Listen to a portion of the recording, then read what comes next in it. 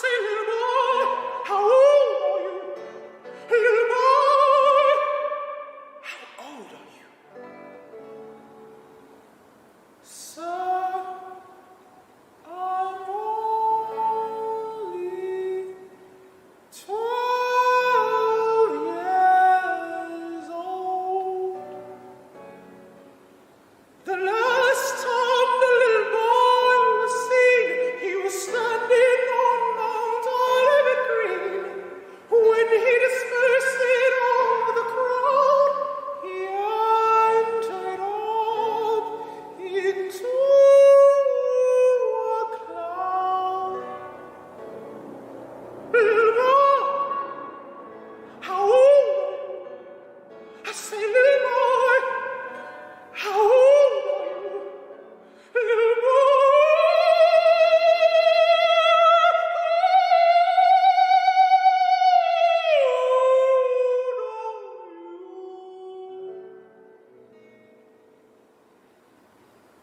Sir, only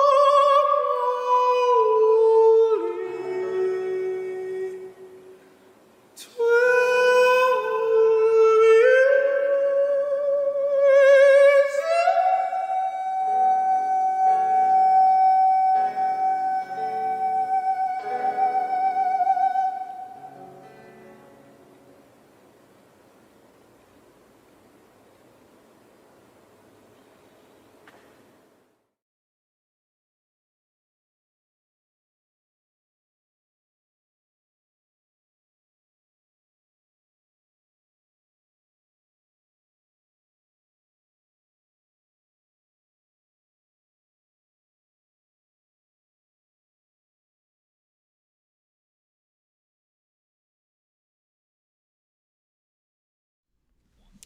And we're live, streaming live to you from the footsteps of New York City. We are Music Matters with Jason Tramm, and we're delighted that you can join us for our unique podcast community, where we explore the issues and challenges in the performing arts world as seen through the eyes of distinguished colleagues.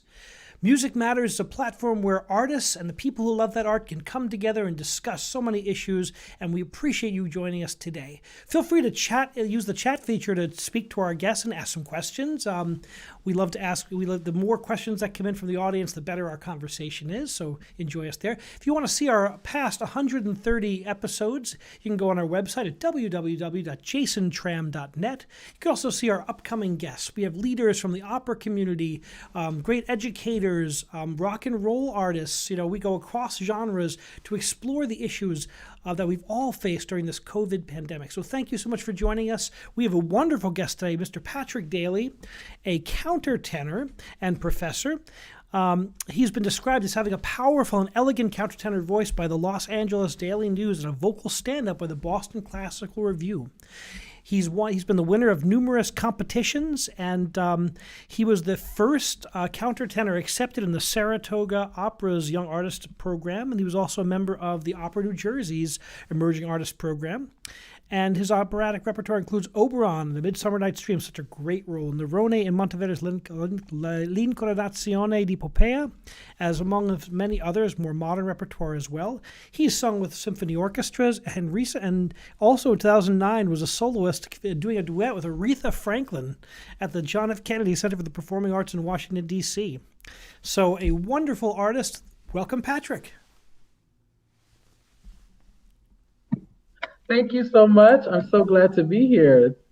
It's a pleasure to finally meet you. I've heard a lot about your work over the last couple months, and it's great to put a face to the name, and we're so delighted that you can join us today.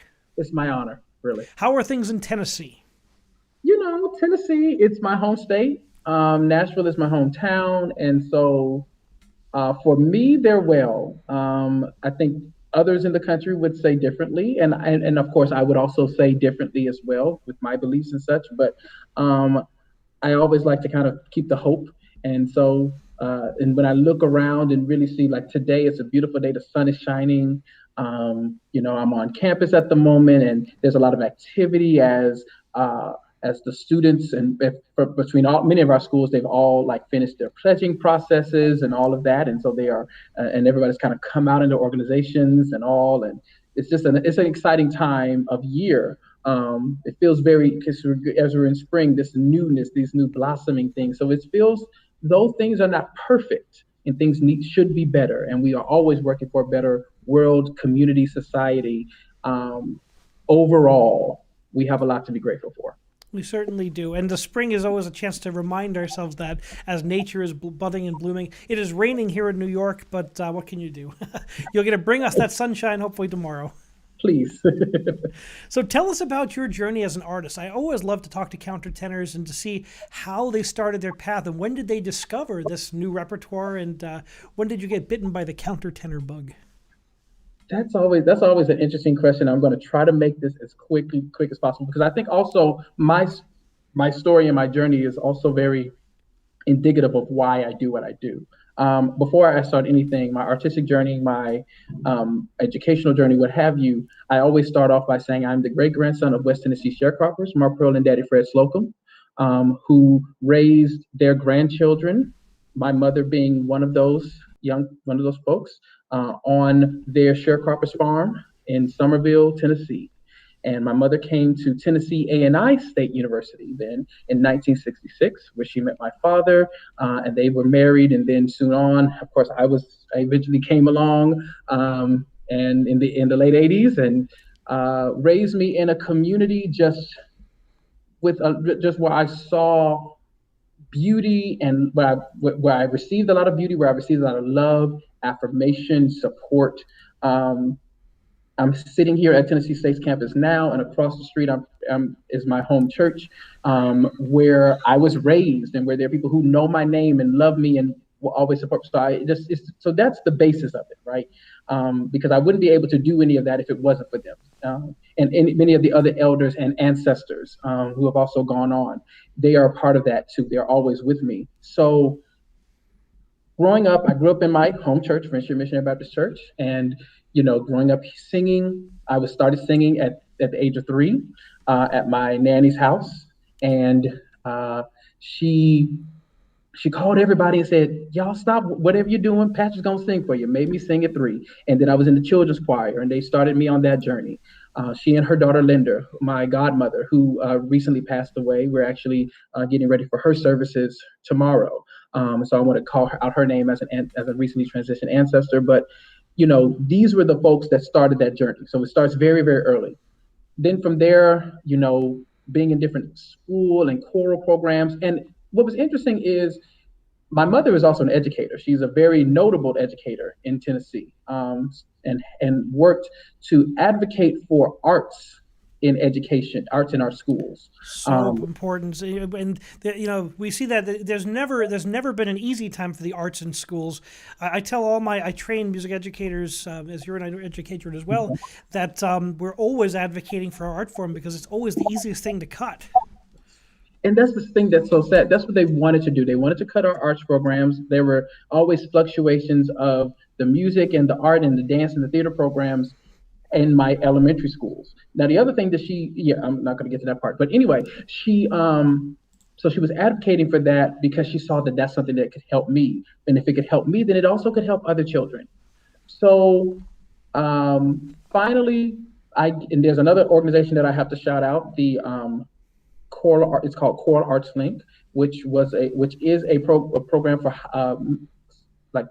school age children in Metro Nashville Public Schools, for choral and vocal training. So I was in that, and that's actually where my first sort of bug of classical music or being with a symphony came, because we perform, or this group, the Met Singers, performs every year for the Nashville Symphony's Let Freedom Ring concert honoring Dr. King. So that was what happened as a child.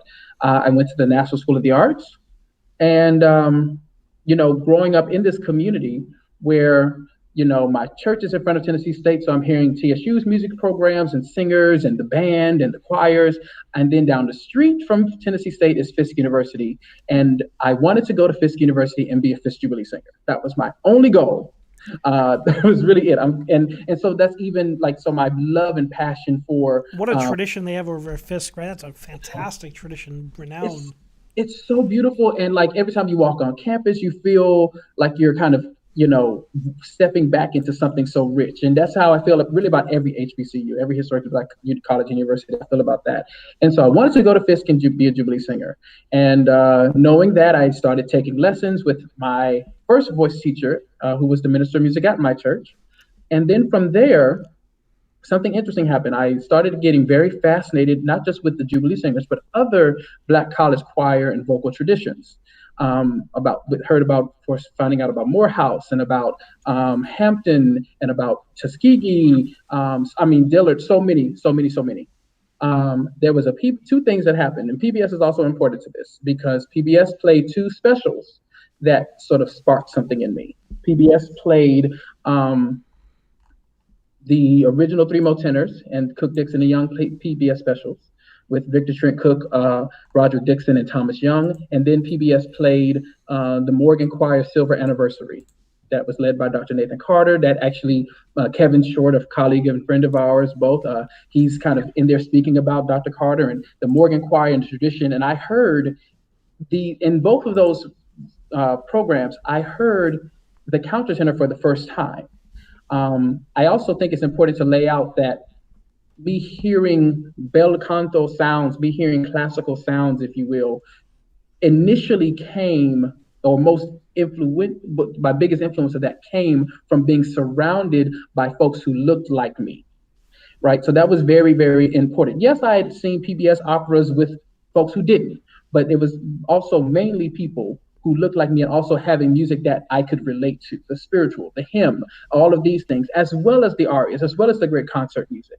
So that was sort of how that bug started, going through that way. What a wonderful and fertile ground to kind of start that journey. The seeds were planted in very rich soil, certainly. And very rich, because I never felt like they were foreign. It actually it helped me to see that everything was so connected. And so the Morgan Choir is coming to town. I heard that the Morgan Choir is coming to town. So I tell them, we're going to this concert.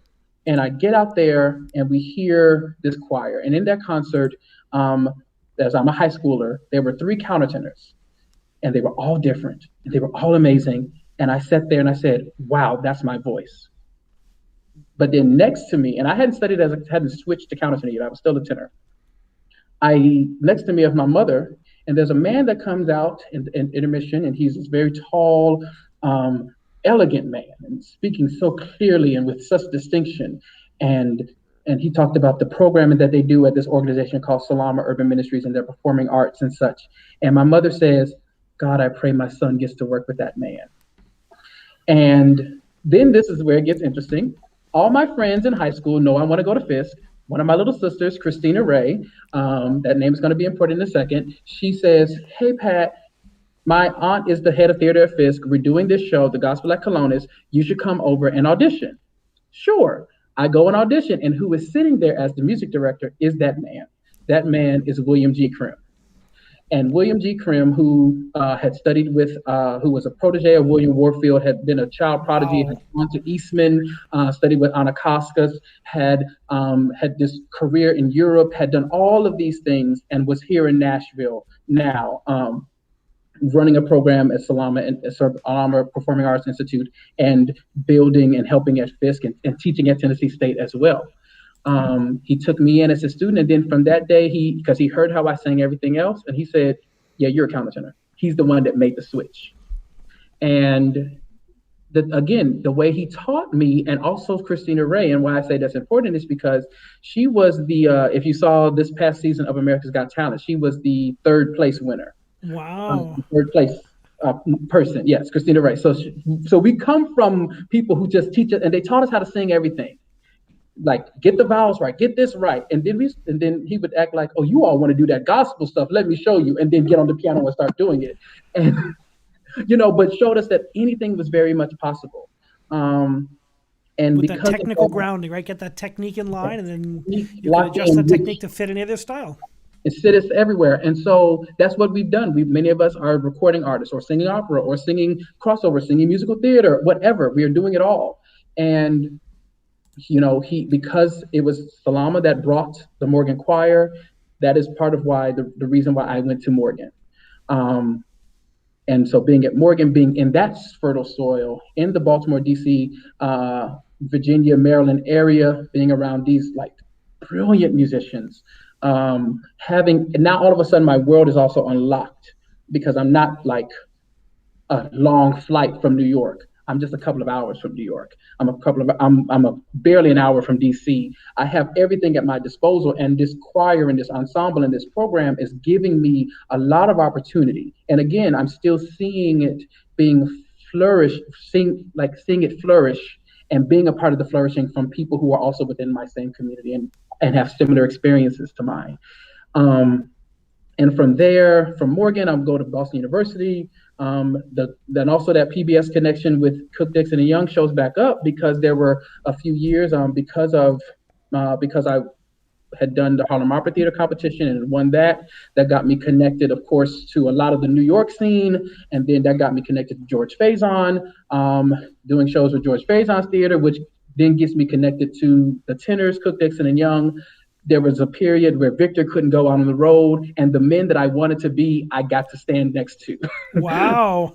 with traveling with Rod and Thomas, as well as doing shows with Victor, and learning from them. And they never treated me like the kid. Like, no, you're here to do the work, you know. And also another thing that's important, the 105 Voices of History National HBCU Choir, that sparked my love. I said when I was in this choir and I heard these voices from HBCUs around the country, I said, okay, I want to have a career that is, you know, that has some body, that has something, so I can take all this information and bring it back to HBCUs.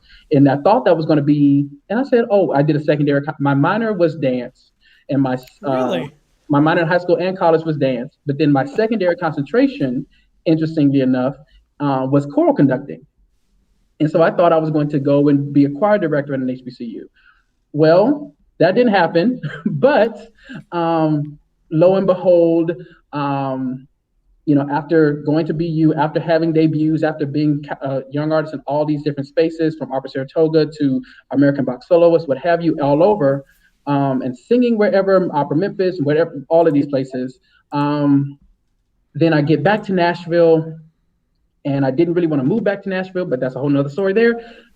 Anyway, I get there, and I said, I get this job at Tennessee State, where Mr. Krim is also on the faculty. So the man that made me, who's like my musical father, a mentor and a father, and more beyond that is also, I serve with him there. And then he asked me to put together some singers for a program that he had.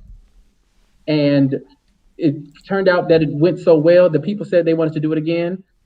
That was the impetus of the W. Krim Singers, aka Wakanda Chorale, which is professional ensemble in residence of the Big Blue Opera Initiatives, which I founded at Tennessee State, a program that I really have patterned after opera at Morgan, our opera program, to sort of build the culture of opera, but also performance, of opportunity, of training, of shifting the paradigm of the industry and shifting what opera is and who it's for.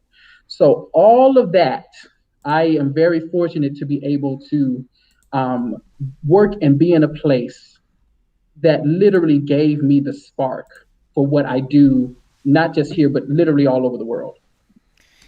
It's so amazing to be able to give back, to absorb all this information, to get to do it in so many different places, to work with so many different artists, and then to come back home where you're really from, and then to give back to the next generation. It doesn't get any more special than that. It's the best thing. It is the best, and I'm so grateful. Again, I get to stand next to the man that helped to make me as the artist, and then I get to, you know, pour what he gave me, as well as my other teachers at Morgan, like Dr. Margaret Olson and Julia Cook and Dr. Conway, and oh my gosh, Miss McCallum, who, like, all these people, I don't want to like forget anybody. Get my teacher, of course, at BU, my love, Penelope Beatsis, and then what Rod has taught me, what Victor taught me, what George taught me, what Professor Hopkins taught me, what Wayne Sanders has taught me, what all the other conductors who I've worked with have taught me, all of these things. And that's what I said. I wanted to do this and give it back to kids at HBCUs. And I've been able to not just do it for Tennessee State, but also for Fisk, for Prairie View A&M, for for Wiley College, for Houston Tillotson. Whenever I travel, I make it a point to I just let the people know, hey, I'm in town. I'm doing an opera with so and so, or I'm doing a show with so and so. I would love to come by and work with your students. This is particularly the HBCUs or in spaces that may not be able to afford it, like so underserved areas. And I want to work with your students. And not only am I going to work with them that day, I'm going to make sure that I'm with them the whole ride. Call me. What I love about talent, and you can see this, I've done a lot of programs, and I was the music director at the New Jersey State Opera in Newark, and the talent is an equally distributed property everywhere. Everywhere you look, there's going to be talent, and by investing in communities, boy, you can discover such incredible artistic talent just sitting there waiting to be refined. It's like gold. Exactly, and I think that I've heard some jewels. That was what started me when I was in 105, and I was just like, oh yeah, Morgan just got it. I just knew this Morgan schools and the schools in Nashville and such. And I heard I was like, I remember one time I'm a member also of the National Association of New Musicians, and we had gone my first NAMM conference. And there was this soprano whose name is escaping me from Shaw University in North Carolina. And I was like, what is this throat? Yeah. What is this? But one of the things that we sort of noticed, it was myself and another Morganite who's blowing up all over the place, Leah Hawkins. She and I were there together, and we both were like, okay, this voice is out of this world. It was like, okay, but the languages, there's something about that needs to be crisp. These needs, and so I realized a lot of times our students at HBCUs and in other spaces don't always just get the shot. The reality is, we were fortunate at Morgan, but a lot of, like most schools aren't doing full scale opera. But even going back, there may not always be, a coach, a collaborative pianist that's available. So your choir director, and I know this at a number of schools actually, your choir director may be the choir director, the voice teacher, the department chair, and the collaborator. And you have 30 to 40 to 50 students or more that you're responsible for.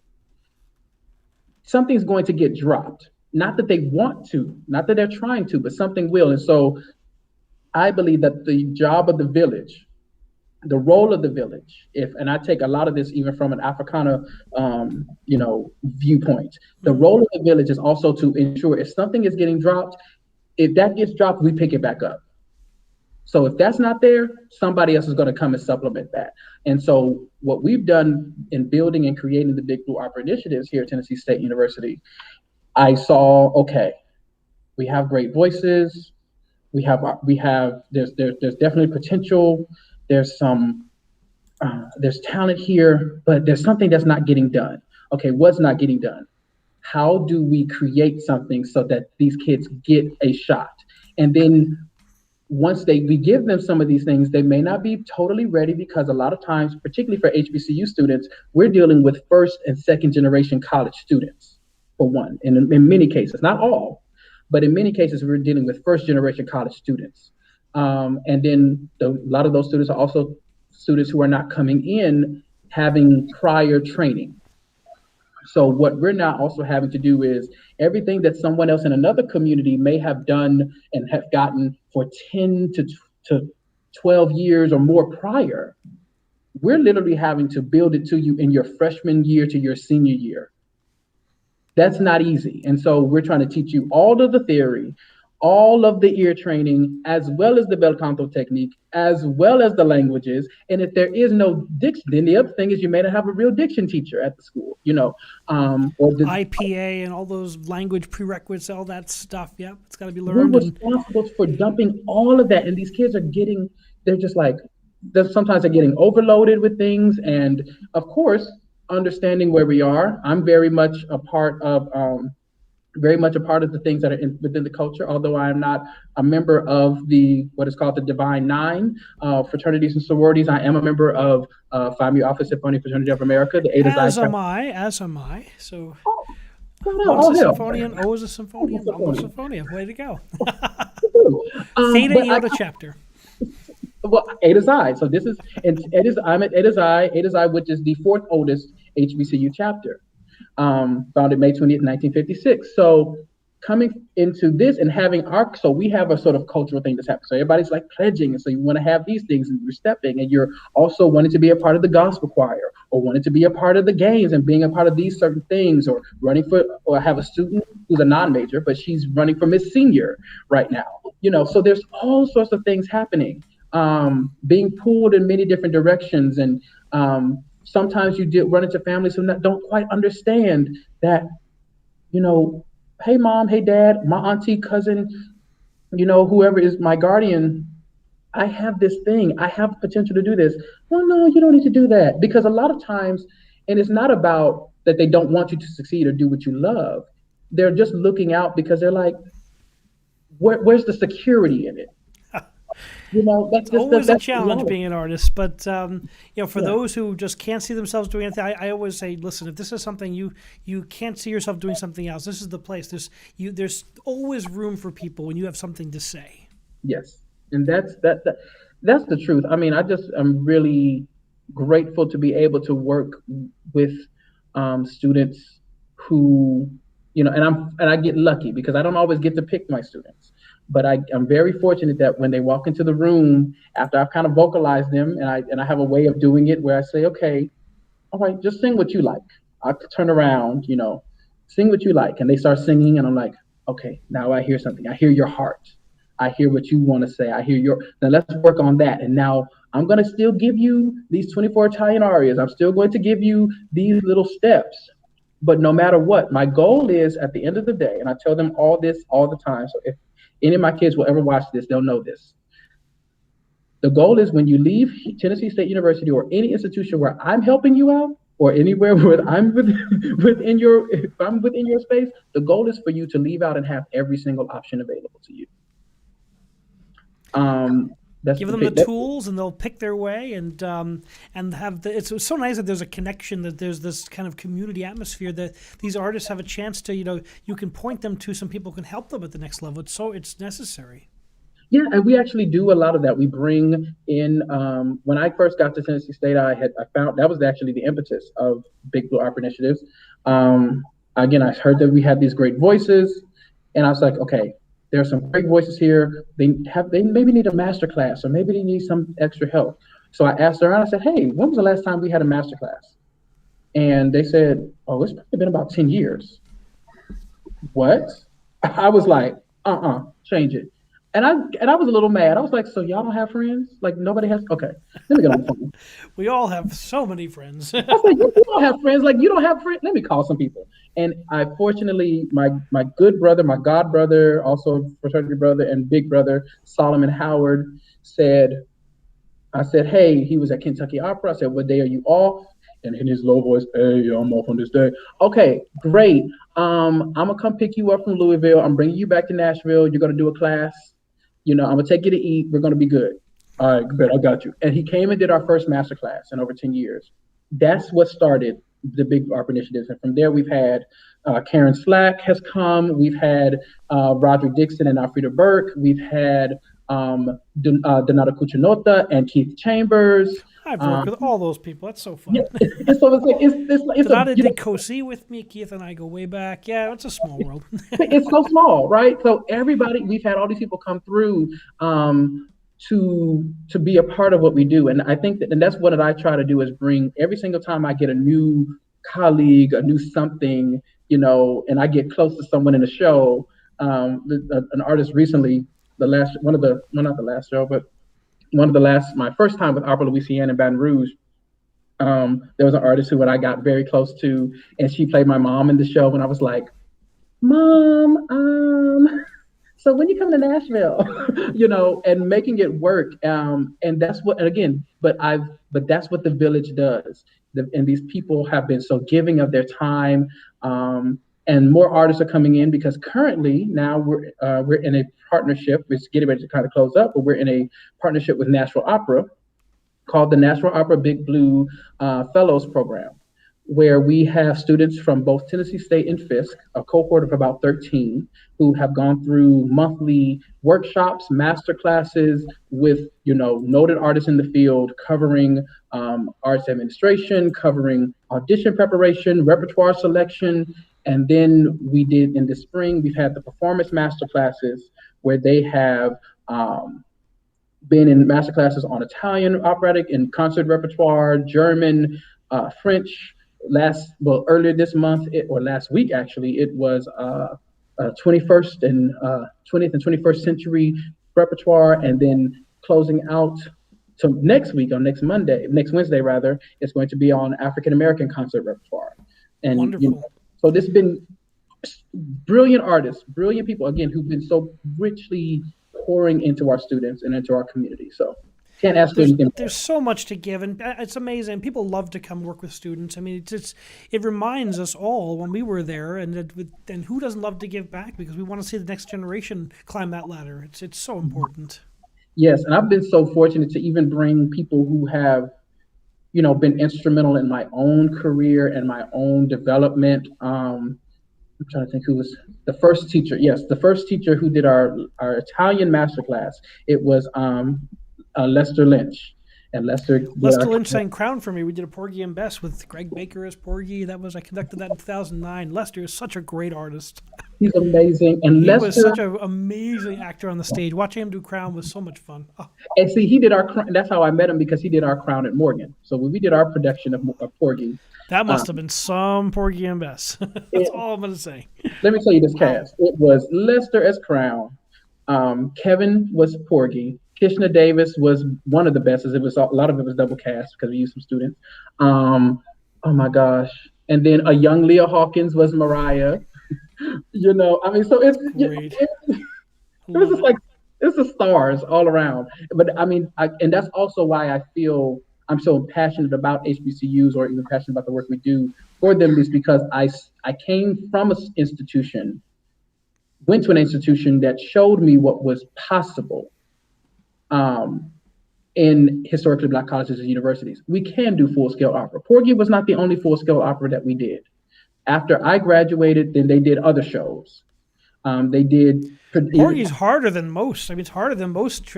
I conduct all the top 10. It's harder than most. The cast is so massive, and the choir is so important. It's so huge. And we had Hope Clark, who was the first woman to direct and choreograph, to direct a major production of Porgy and Bess, was our director.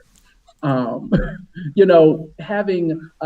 Julien Benichou and the Mid-Atlantic Symphony Orchestra as the ensemble and conductor. It was a massive undertaking. We did get so much of the best, and we bought Opera Philadelphia set for Porgy. So that's how we got that done. And I saw what was possible. I saw in this beautiful, huge concert hall that rivals concert halls in other institutions in other cities even. I was like, so when I came back to Nashville, I said, oh, no, we can do better. I know what we can do. I've seen it.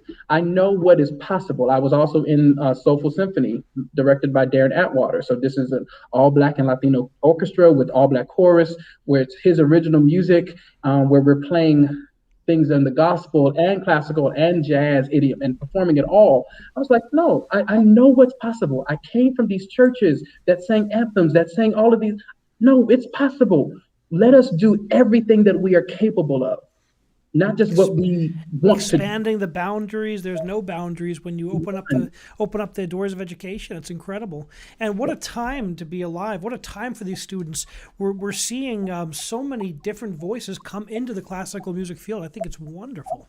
I love seeing that. I'm just excited about the careers of a lot of my colleagues, even my own, because one of the things that one of my friends said to me, and I was always kind of looking like, well, maybe I want my career to look like this, and I wanted to do this. We all do that with social media, right? That's so easy with our Instagrams and our Facebooks. So easy. And he said, Pat, your career is not going to look like anybody else's. It's going to be uncommon, and that's okay. And so that whole option, that concept of that, all the options has been my own career. So now, when I look at other folks coming in, I'm also seeing people who are in many ways, which I'm excited about, and in some ways I'm also partnering with them, is also saying, hey, this doesn't have to be like this. Why don't we just create something that doesn't even look like that anymore? That's fantastic. You Well, know, being a countertenor, you always have to be creative. I mean, I know every countertenor has a totally unique career and does totally different things. very. We all do some different things. I mean, my projects, like I said before, we were talking earlier, I'm on three very different projects. So I'm on there's a project from Lewis York. I'm actually wearing their shirt now, Widow Workshop. So I Lewis was going York. to ask you about that. I'll explain it. So Widow Workshop is the sort of label and operating base of a duo called Lewis York. They're two mega producers, Chuck Harmony and Claude Kelly, who Party in the USA. They did that. They did things for Jessie J. They did things for Whitney and Mariah. If you go out to their Wow. workshop house, they have all of these plaques and all of these Grammy things, and you're like, okay. So they've come together as a duo called Lewis York, and they also have a girl group called the Shindellas that they developed.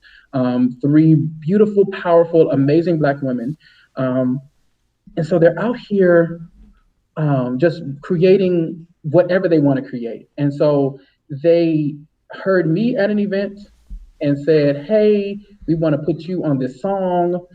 Also, hey, do you know some singers? And I was like, well, I have a choir. So from there, myself and my group were featured on their album called American Griots. Then there is an album, of course, from Adrian Dunn, a gospel artist who's also a conductor and a very fine baritone and composer himself out of Chicago. His project, Redemption Live out of Chicago. So I'm on that project as well. And then right before COVID, the weekend before everything sort of shut down, or 2 weeks before everything shut down, really, I recorded with the Aeolians on their last project, their self-titled project. So being on that, being in a documentary called out of Britain called Fatherhood, of course, still doing new opera, doing smaller projects, doing things, premiering things. So that's been sort of my career. And then now that I'm back in Nashville, I find myself being a session singer, or even being called in to be a vocal arranger and vocal producer for sessions, and having to kind of fix things all. So again, all the options, and then get to be a curator of programming. Curating the National Civil Rights Museum's MLK 50 commemoration, and other programs for National Civil Rights Museum, and things with the National Museum of African American Music. I mean, there's all of these things. So I tell them, and they look at me like I'm crazy, and I'm like, y'all, I'm telling you, just because I'm not a household name doesn't mean you don't. Just because you don't not a household name doesn't mean you won't work. We can work. Just stay consistent, stay kind, be nice to people. If I write a book, that's one chapter. My book's going to be a good colleague, be nice. It's so important. We all talk, we all know each other. Everybody wants to work, and I learned this kind of the hard way in many ways. Not too hard, but just a little bit. Because it was like something tiny I did, but I felt awful about it. And I have a few policies, but one of them is that I'm not gonna get into that part. Anyway, but what I will, because I'm not gonna. Next time we bring you back. Next time. But I learned, and there was actually a conductor in London who said this to me and said, because I remember I showed up to this one particular gig and I was not as prepared as I could have been. But I showed up and I worked. Like, I worked really, really hard, and I got it right. I got it right by the time, eventually a day or two in, I got it right. And, he said, you know what, Pat? I really like you. Can you come back and do this again? Or we ended up having to take the show to Brazil. That's what happened. Oh, let's take it to Brazil. You'll come. Yeah, because I just like you. Let's do more because I want to just hang out with you. And I was like, oh, that's how this goes. If you're good and people like you, and then on top of that, be prepared, they'll bring you back.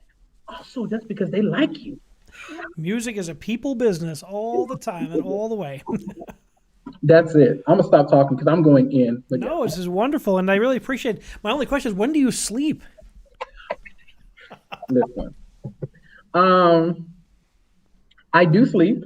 Uh, I do sleep. I go to bed at night and I sleep. I know, and I will say this, and I think I want to say this to myself, as the old term says, preaching to the choir, but also to other folks. You know, one of my favorite young playwrights, his name is Dailey Love, and he says, "Be soft with yourself." He always talks about being soft with yourself and being taking care of yourself and loving and healing yourself and coming from that kind of space. And I think that, and then so he says that, but then another someone that a lot of people listen to, particularly within our community, is a woman by the name of Iyanla Van Zant. And I remember she had come across a lot with Oprah back in the day. But I remember her talking about it's not being, she said, it's not being selfish, it's about being self-full. And I thought about that because my great grandfather, Daddy Fred, would always talk about, and this is, he passed before I was born, but my great grandmother lived to be 102, Wow. and I knew my great grandmother. And so, but I remember her and my mother and so many others talking about what Daddy Fred would say. And Daddy Fred would talk about sipping from my saucer because my cup is overflowed. And so I think about ways in which not just myself, but other artists and other people, how we can always pour into ourselves so that we don't pull from the reserve. So I think I want to pour from my saucer. I want to give from my saucer. I want to give from the excess as opposed to getting to what's directly in that cup. Because if the cup is empty, I can wash it out and put it back up and there's nothing left. It almost has no use. It almost has no purpose. Um, That concept yeah. of self love is so important. I'm actually on a podcast called The Mindfulness of Singing on Saturday, and that's really interesting. They have a scientist and they have a vocal professional mixed together, and they bring on a lot of different dietitians and talk about so much. It's so important that we take care of ourselves in this business. And that's part of it too. As I said earlier, um, because what happens too in this business, and I learned this not in the harshest of ways, but I did learn it when I was away for school or I would be away and I had a gig and I couldn't make it.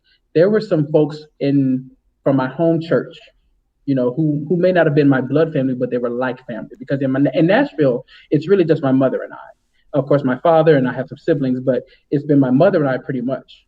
And so it's been that external village that has really kept us together. And we had some folks who had passed away, some people who I love dearly. This is when I was in college or when I was in grad school, or I'd be on a summer festival or something, and I couldn't get away. I couldn't get back. And you see, it's just like you miss a lot of things in life because of the career, because of what happens. I'm fortunate now that although my godmother has passed, I was able to, in part because of COVID, but I was able to be with her and see her frequently, even up until the day that she passed away. And she was in doing home hospice and she was in so much pain and all she really wasn't talking. She was just moaning and just feeling. But I got to go to her and I got to rub her forehead and I got to kiss her and tell her I love her. Right? I'm grateful for that. Now, any other time I would have been able to have to been on the road or something, but this actually has made us really hone in on what is most important Yeah, and there's why. so much the silver linings in all of this. I mean, I agree with you. We always have to find that silver lining. It's been a tough year for all artists, but at the same time, there have been things that are positive. As we go back to our pre-COVID or whatever the post-COVID life will look like, we take some things that we've learned with us, and it'll make us stronger in the long run. I think that I don't, and I really kind of like one of my other favorites is a woman by the name of Karen Hunter on Sirius XM. The Karen Hunter show on.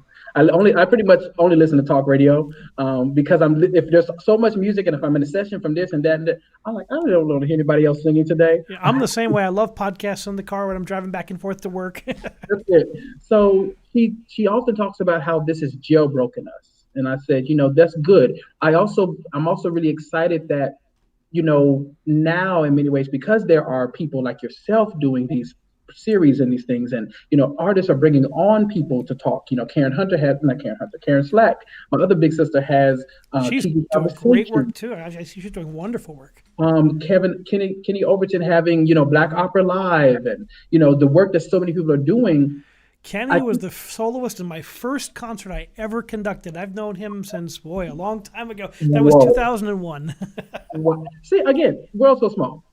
But like these people, like now things have been jailbroken, and now it's not like we have to be locked into the secrets. Everybody, the secret is out.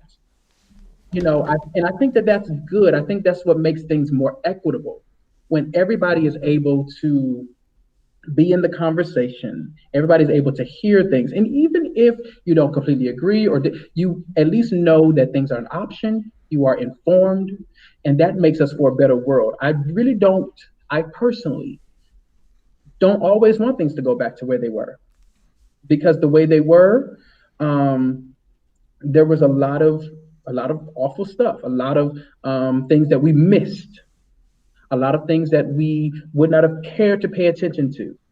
And still people want to do that today. They still don't want to be kind and gentle to each other. But I think that it is imperative that we say, you know what? No, time out for all of that. We're going to make a statement and say, here is the information freely given. Here is all of this in a different way. And I know that's difficult because of the society that we live in, but I also am interested in how we restructure the society in which we live in. I'm going to ask one more question because I know you've got another podcast. You're a busy guy going on to a recording session. Last question. What is music's role in healing some of our deep societal divides? That's a good question. I mean, the first thing that kind of comes to mind is the role of the artist. And I hear Nina Simone saying, an artist's role and an artist's job is to reflect the times. That's the first thing that I hear. But so in terms of the healing, though, I think that then it makes me think automatically of Kirk Meacham's work, The Song of the Slave. And there's the line, it says, the song of the slave is the sorrow of his heart. I think when we listen to each other's songs, when we listen to each other's melodies, we can get a sense of one's soul and beliefs. And what really locks into that, not necessarily that the experience of the enslaved, though I do want to, let me take that back, let me fix it, because I am all about the ancestors and the elders. The reason why something like that can happen, and they're talking a lot, there's this great, I haven't seen it yet, but everybody's talking about exterminate all the brutes, right? Because there are no humans here. When we stop seeing the humanity in each other, when we reduce what creatively comes from people's souls as just a ditty, as just trash, as just trivial, from whatever it is, whether it is the music of, whether it's hip hop, whether it is the 50s doo-wop, whether it is the Viennese waltz, whether it is the Hallelujah chorus, whether it context is king. It's the knowing the context, understanding that is critical to interpreting any style. It is going to, once we do that, when we reduce it, we reduce also the humanity of those people. We reduce their experiences. And so I had to sit down, even every day. I was with a student earlier, and I went through some of the translations of a couple of German songs. And I was like, have you done your translation yet? Well, no. I said, okay, let's do it. And I sit down with you and I said, well, let's look at what that is. Don't you feel like that? Haven't you heard like that? Yeah. So Aus Felicia Di Brifa, she felt the same way Jasmine Sullivan did on Bust the Windows Out Your Car. It's the same thing. Sure it's is. Experience. Sure is. Sis is mad, sis is mad. Let's go. Universal human themes are what makes music great, from whether it be an R&B love song or whether it be an opera aria. And that's what's going to, I think when we see the humanity in the music, when we can allow that to happen, then it's really difficult if you see someone else, if you see their art and you recognize that art, you recognize their sound as a sound and an experience of your own, it's really difficult for you to treat them a certain way. Well, I want to thank you, Patrick, for joining us on Music Matters. It's really a pleasure to meet you this way, and I look forward to meeting you in person. We have Yes, definitely have to touch base. yes, please. Thank you for joining us on Music Matters with Jason Tramm. Please remember to hit that bell icon and subscribe to us on YouTube. And thank you so much for helping us grow to 1,350 subscribers this week. We're really excited, and we look forward to a very busy weekend of podcasts, including Jan Swafford, one of the great biography writers and a famous composer and a well-known lecturer. So that'll be on Sunday. We also have a host of other shows, so make sure you join us and check us out. Remember, keep music alive.